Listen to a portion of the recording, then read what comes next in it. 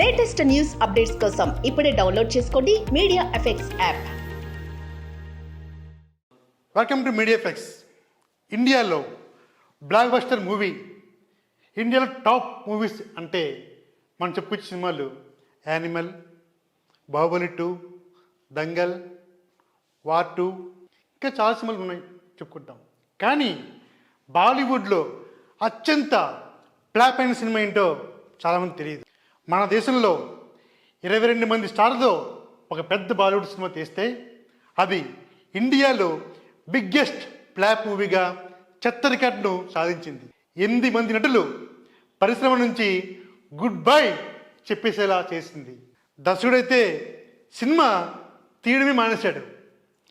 2002లో 22 మంది స్టార్లు కలిసి నటించిన భారీ మల్టీస్టారర్ మూవీ జానీ దుస్మాన్ ఏక్ అనోఖీ కహానీ. ఈ సినిమా భారీ ఫ్లాప్ సాధించింది. నిర్మాతలకు భారీ నష్టాలను తీసుకొచ్చింది.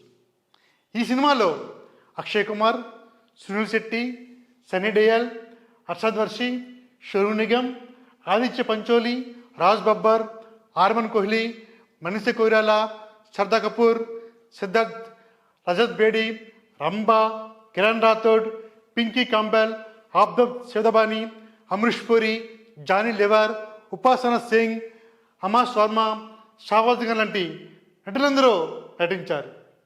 ఏకంగా సింగర్ సోనూ నిగమ్ తొలిసారిగా ఈ చిత్రంలో నటించాడు. ఈ సినిమాపై భారీ అంచనా ఉండేది.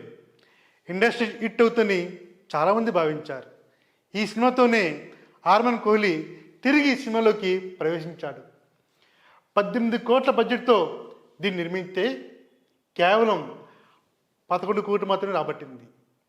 రాజ్ కుమార్ ఆ తర్వాత సినిమాలు తీయడమే మానేశాడు. అయితే ఈ సినిమాకు రివ్యూలు పూర్తిగా వ్యతిరేకంగా వచ్చాయి. ఇందులో నటించిన వారిని కూడా సినీ ప్రియులు చాలా తీవ్రంగా విమర్శించారు. ఈ మూవీ ఇండియాలో ఇప్పుడు కూడా బిగ్గెస్ట్ ఫ్లాప్ మూవీగా నిలిచింది.